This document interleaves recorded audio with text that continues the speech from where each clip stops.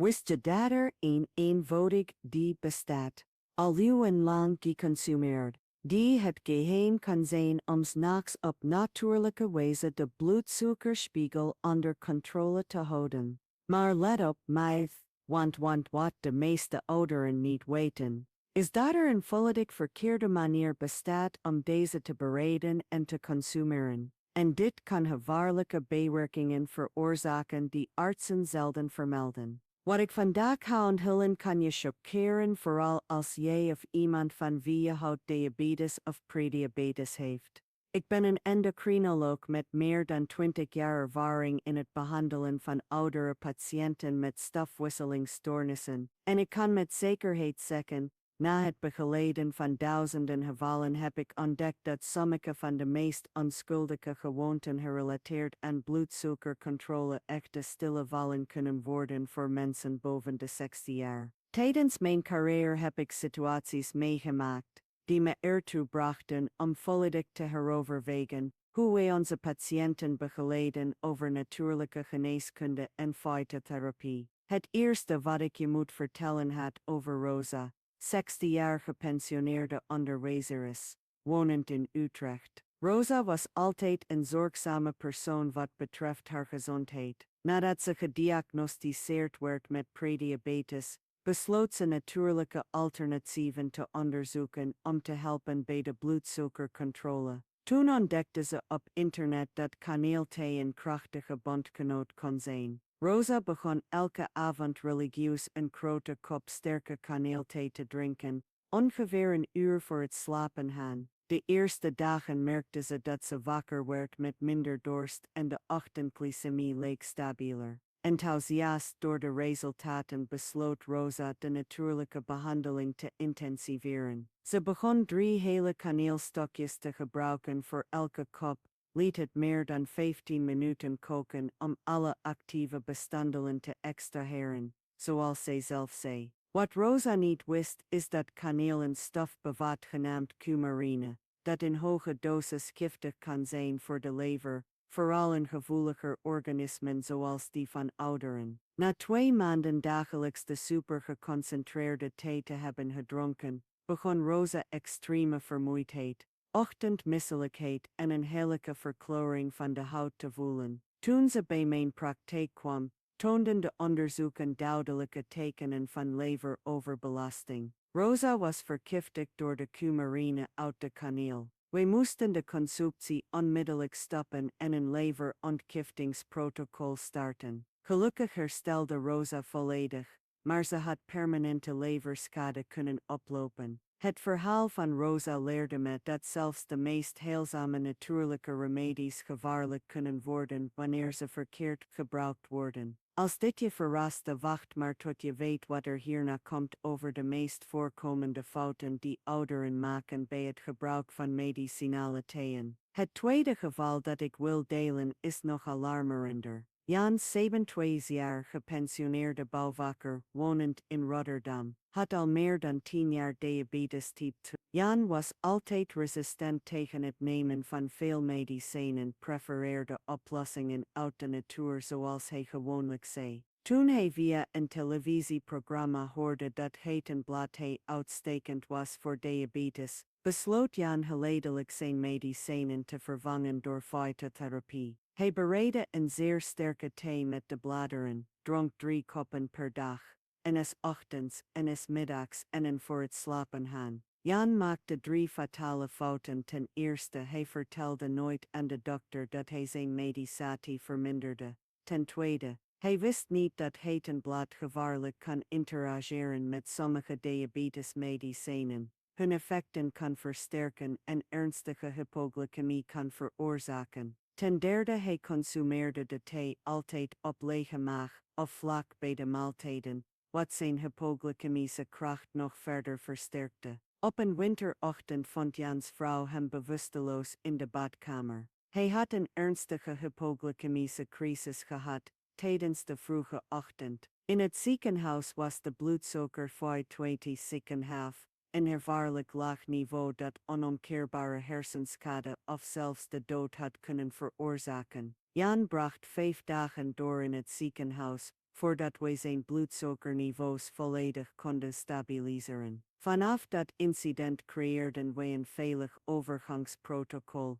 waarbij wij geleidelijk de thee combineerden met traditionele medicatie, altijd met rigoureuse monitoring. Jan gebruikt nu geitenblad op een gecontroleerde en veilige manier, maar is nooit de schrik vergeten die hij doormaakte door de risico's niet te kennen. Reageer met tijd als je nog bij me bent, want wat ik nu ga onthullen kan levens redden. Maria van der Berg, 97 jaar huisvrouw, wonend in Den Haag, maakte een fout die ik constant zie herhalen in mijn praktijk. Ze ontdekte dat cardamomthee kon helpen bij het controleren van de bloedsuiker en besloot het op te nemen in haar avondroutine. Maria had de gewoonte om de thee altijd te drinken vergezeld van 2 biscuitjes met die jam, denkend dat ze een perfecte combinatie maakte. De natuurlijke thee om de glucose te verlagen en een lichte snack om 's nachts geen honger te hebben. Wat Maria niet wist is dat cardamom zeer krachtige diuretische eigenschappen heeft,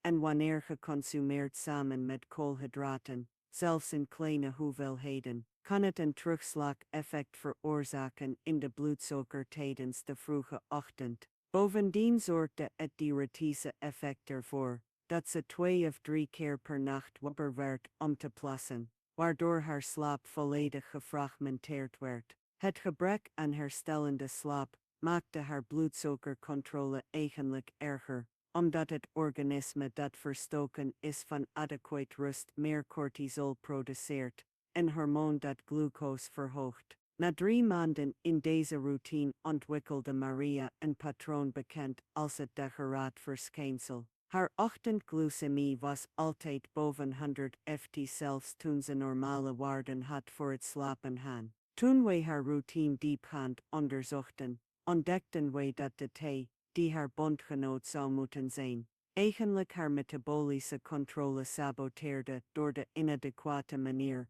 waarop het geconsumeerd werd. Wij pasten het consumptietijdstip aan naar 2 uur voor het slapen gaan, verwijderden de nachtelijke snack volledig en adviseerden het gebruik van een kleinere dosis cardamom. Binnen 15 dagen had Maria weer rustige nachten en gecontroleerde ochtendglycemie. De waarheid is dat het juiste moment om medicinale thee te drinken belangrijker kan zijn dan de thee zelf. Als je begint te beseffen hoeveel cruciale details er bestaan achter iets dat ogenschijnlijk eenvoudig is, bereid je dan voor op wat ik ga vertellen over Karel. Karel, 96 jaar, gepensioneerde metaalbewerker uit Eindhoven, was altijd een methodische en georganiseerde persoon. Toen hij gediagnosticeerd werd met diabetes type, besloot Karel wetenschappelijk onderzoek te doen naar medicinale planten. Hij ontdekte studies over groene thee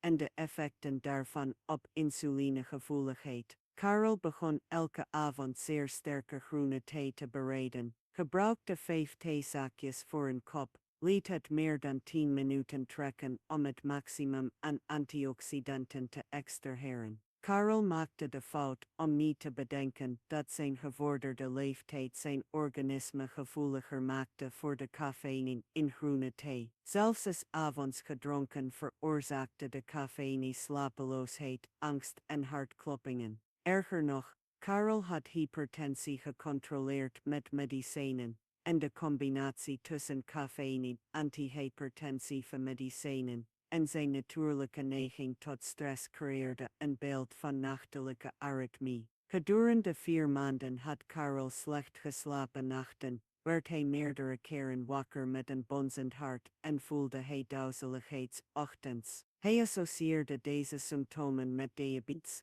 zonder te vermoeden dat de thee, die hem zou moeten helpen, eigenlijk zijn cardiovasculair gezondheid schade. Het was pas toen Karel terloops zijn groene thee routine noemde tijdens een routineconsultatie, dat wij de werkelijke oorzaak van de symptomen konden identificeren. De oplossing was eenvoudig. Wij vervingen groene thee door witte thee, die minder cafeïne bevat, adviseerden consumptie in de middag in plaats van 's avonds, en verminderden de concentratie drastisch. Karel had binnen minder dan een week weer rustige nachten, en zijn glucoseniveaus bleven goed gecontroleerd met de nieuwe strategie. Bespreek elke medicinale thee met je dokter voordat je opneemt in je routine, want de volgende casus zal je laten zien hoe een onschuldige thee bijna iemands leven kostte. Antonia, medi-17-personeerde, lerares uit Amsterdam, had goed gecontroleerde diabetes met medicatie, maar zocht altijd naar manieren om de behandeling aan te vullen met natuurlijke middelen. Antonia ontdekte jambolan thee via een vriendin en besloot het uit te proberen. Ze bereidde de thee met gedroogde bladeren, dronk het release elke avond voor het slapen gaan. Jambolan heeft inderdaad wetenschappelijk bewezen antidiabetische eigenschappen, en Antonia begon verbetering te merken in haar glucoseonderzoeken. Enthousiast door de resultaten besloot Antonia de effecten te versterken door jambolan thee te combineren met steenbreek thee in hetzelfde drankje. Ze wist niet dat deze combinatie een zeer krachtig synergistisch effect creëerde, in staat om de bloedsuikerniveaus drastisch te verlagen. Omdat Antonia doorging met het nemen van haar normale diabetesmedicatie, creëerde de combinatie van de twee thee in met de medicijnen een beeld van terugkerende hypoglycemie tijdens de vroege ochtend. Antonia begon nachtmerries te hebben, overmatig nachtelijk zweten en werd altijd wakker met hoofdpijn en een gevoel van zwakte. Gedurende 3 weken schreef ze deze symptomen toe aan stress of leeftijd, tot ze op een vroege ochtend wakker werd verward, gedesoriënteerd en met intense trillingen. Haar dochter die in de kamer ernaast sliep, merkte dat er iets mis was en maat Antonia's bloedsuiker. Op de spoede eisende hulp moest Antonia intravenose glucose krijgen om te stabiliseren. De dienstdoende artsen konden niet begrijpen hoe een patiënt met goed gecontroleerde diabetes zulke ernstige hypoglycemische crisis had. Het was pas toen wij haar hele routine in kaart brachten, dat wij de gevaarlijke combinatie ontdekten die ze maakte. Vermijd deze gewoonte, zonder eerst een specialist te raadplegen. Combineer nooit verschillende medicinale thee en zonder professionele begeleiding,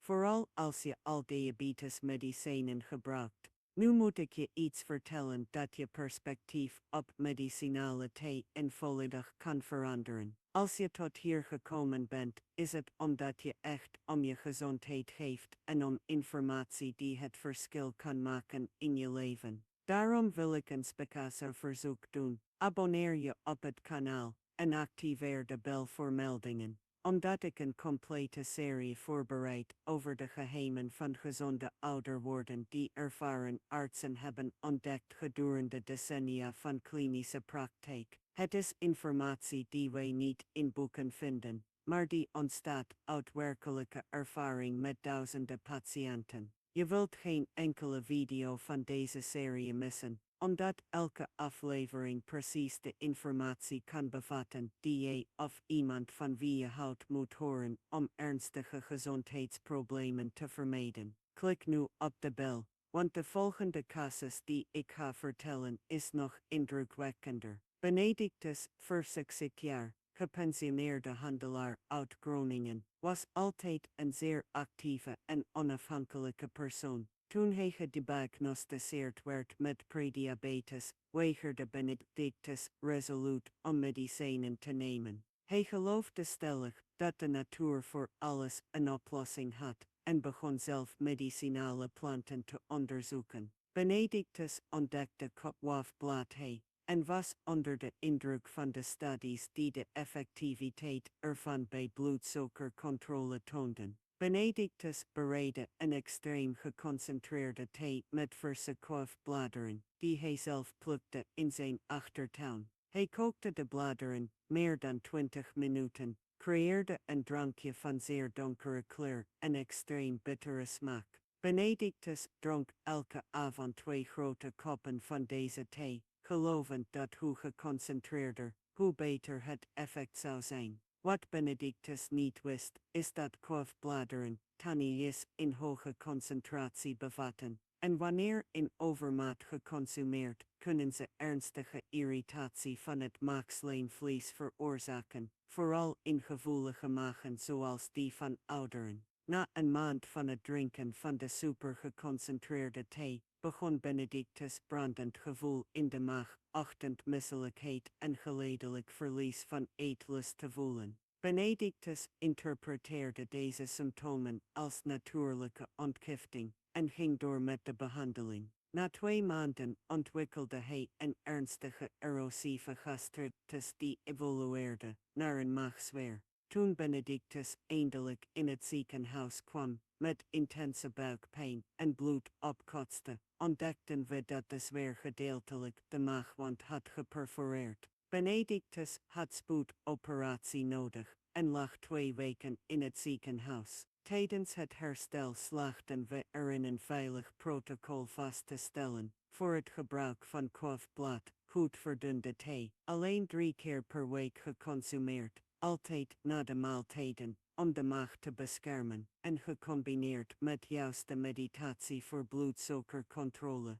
De belangrijkste les van Benedictus' geval is dat overmatige concentratie niet superieur effectiviteit betekent. Het betekent, in de meeste gevallen, onnodig risico. Deel dit met iemand die dit moet weten, want de volgende fout is een van de gevaarlijkste die ik ooit heb gezien. Teresa, 17 jaar, gepensioneerde naaister uit Breda, had die debiliteit en leed ook aan chronische slapeloosheid. Teresa ontdekte dat Mulungu thee kon helpen bij zowel glucosecontrole als slaapkwaliteit. Ze begon elke avond Mulungu thee te drinken, bereid met gedroogde boomschors. De eerste dagen merkte Teresa inderdaad verbetering in slaap en een lichte vermindering in ochtendglycemie. Aangemoedigd door de resultaten besloot Teresa haar natuurlijke behandeling te optimaliseren door Mulungu te combineren met passievruchtthee en kameelthee in hetzelfde drankje, kribbet wat zij haar superslijt thee noemde. Het probleem was dat Teresa ook medicijnen nam voor angst en diabetes zonder de dokter te informeren over haar nieuwe fytotherapie-routine. Mulungu heeft natuurlijke kalmeringseigenschappen, die wanneer gecombineerd met angstremmende medicijnen, overmatige sedatie en ademhalingsdepressie kunnen veroorzaken, vooral bij ouderen, wier stofwisseling al trager is. Teresa begon extreme slijperigheid tijdens de dag, mentale verwarring, bloeddrukdalingen en episoden van zeer langzame ademhaling tijdens de slaap te vertonen. Teresa's dochter merkte dat er iets mis was toen ze haar moeder extreem slijperig vond in de middag, met moeite om te praten en oppervlakkige ademhaling. In het ziekenhuis ontdekten we dat Teresa vergiftiging had door medicijn-interactie. De Mulungu thee, die individueel heilzaam zou zijn, versterkte gevaarlijk die van de psychiatrische tebetalben. Die Deze moest opgenomen worden voor begeleide ontgifting en compleet meditatie en passing. We slaagden erin de voordelen van Mulungu te behouden, maar met zeer verminderde dosis, specifiek consumptietijdstip en rigoureuze medische monitoring. Vandaag slaapt Teresa goed en heeft ze haar diabetes onder controle, maar leerde in de praktijk dat natuurlijk niet zonder risico's betekent. Als je medicijnen neemt, begin nooit met medicinale thee en zonder professionele supervisie. Wat ik nu ga vertellen over Frans kan je choqueren. Frans, 37 jaar, gepensioneerde chauffeur uit Tilburg, was altijd zeer nauwkeurig met gezondheidskwesties. Toen hij insulineresistentie ontwikkelde, onderzocht Frans uitgebreid planten uit zijn ratio met antidiabetische eigenschappen. Hij ontdekte inheemse koeienklauwen thee en lokale variëteit anders dan gewone koeienklauwen. Frans verkreeg de bladeren via een kruidenverkoper op de lokale markt en begon zijn toepassingstherapie. Frans maakte een fout die fataal kan zijn. Hij wist niet dat er verschillende plantensoorten bestonden met vergelijkbare volksnamen en sommige kunnen extreem giftig zijn. De inheemse koeienklauwen, die Frans kocht, was niet werkelijk Bauhinia forficata, de bewezen veilige soort voor die dibeltes. Het was een plant uit dezelfde botanische familie, maar met volledig verschillende chemische samenstelling en hoog toxisch potentieel. Frans bereidde de thee volgens dezelfde richtlijnen die hij op internet vond voor gewone koeienklauwen. De eerste dagen merkte hij een drastische vermindering van kleedgebruik, wat hem erg enthousiast maakte. Frans merkte niet dat deze vermindering overmatig en gevaarlijk was. Bovendien veroorzaakte de giftige plant stille leverschade. Na 15 dagen begon Frans symptomen te vertonen, die ernstige misselijkheid, braken, diarree, gullige verkloring van huid en ogen, en extreme vermoeidheid omvatten.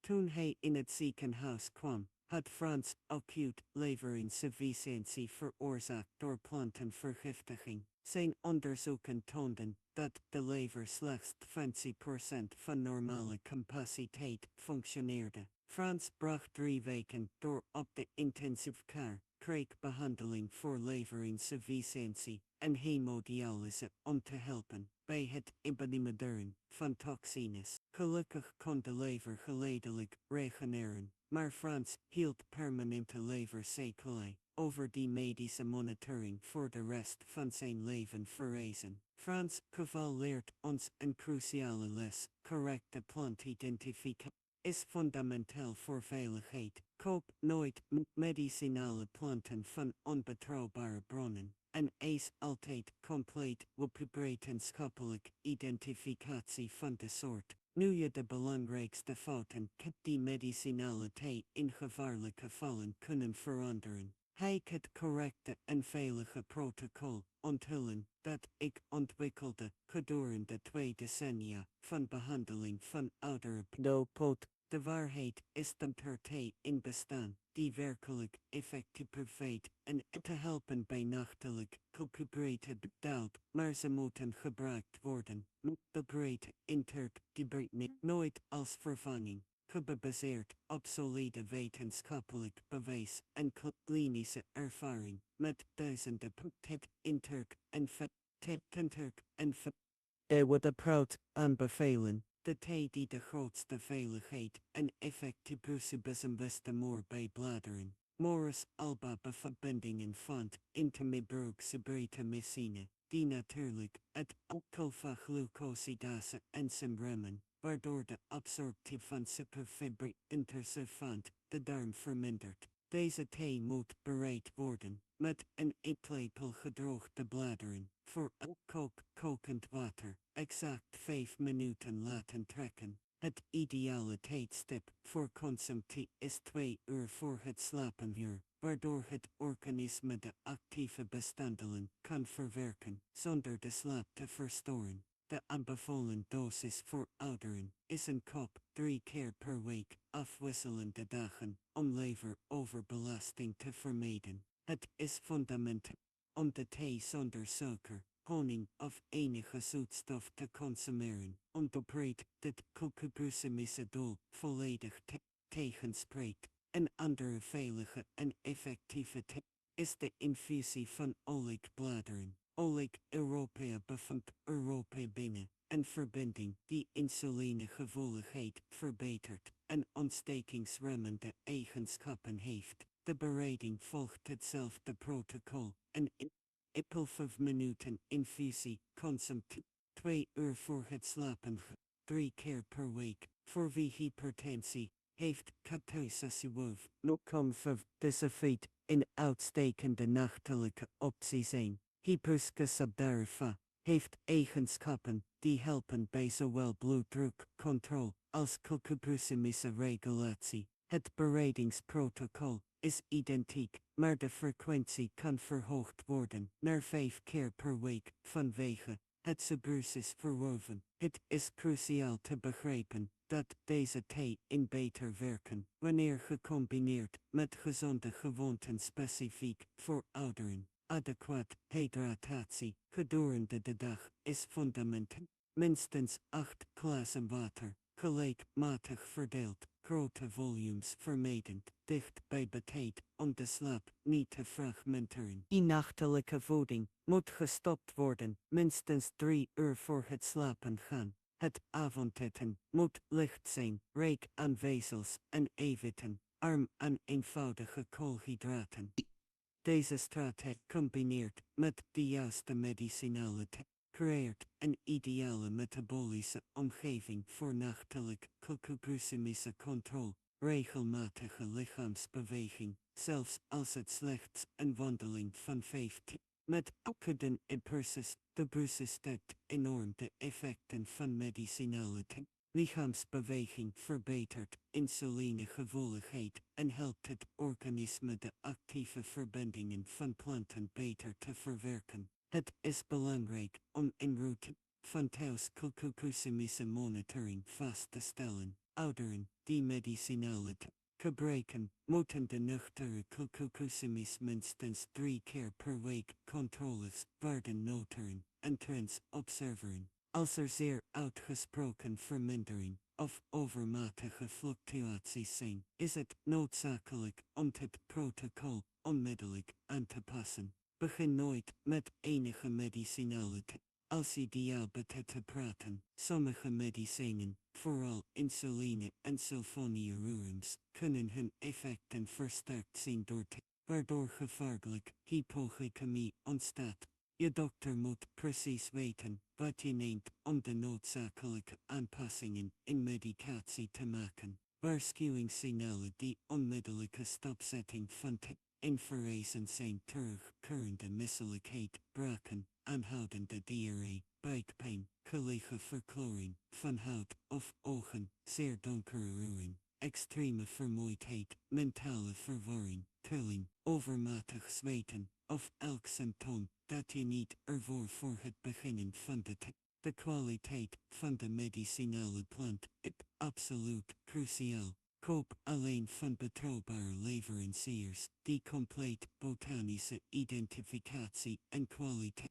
certificering, zeer oude, slecht geconserveerde bladeren, of van twijfelachtige herkomst kunnen schimmels, bacteriën of verontreinigingen bevatten, die vooral gevaarlijk zijn voor ouderen met een fragieler immuunsysteem. Houd een gedetailleerd dagboek waarin je de gebruikte consumptieve glucosemie voor na slaap, kwaliteit, ochtend, uur en elk observeert symptoom registreert. Dit record zal waardevol zijn voor jou en je dokter om de effectiviteit en veiligheid van het protocol te evalueren. Onthoud dat doel niet het om medische behandeling te vervangen, maar deze intelligent en veilig medicinale theeën kunnen krachtige bondgenoten zijn in diabetescontrole bij ouderen, maar alleen wanneer gebruikt met kennis, voorzichtigheid en adequaat supervisie. Gezonde ouder worden hangt niet af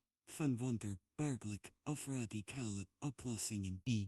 Het wordt opgebouwd door bewuste keuzes, kwaliteit, informatie en consistente doel. Zorg voor jezelf. Medicinale theeën, wanneer goed gebruikt, kunnen deel uitmaken van deze race van actief en gezond ouder worden. Als je tot hier gekomen bent, is het omdat je echt om je gezondheid geeft en om informatie die het verschil kan maken in je leven. Deel deze inhoud met familie en vrienden die kunnen profiteren van deze richtlijnen. Preventie en adequaat zorg zijn de beste geschenken die wij onszelf en de mensen van wie wij houden kunnen bieden.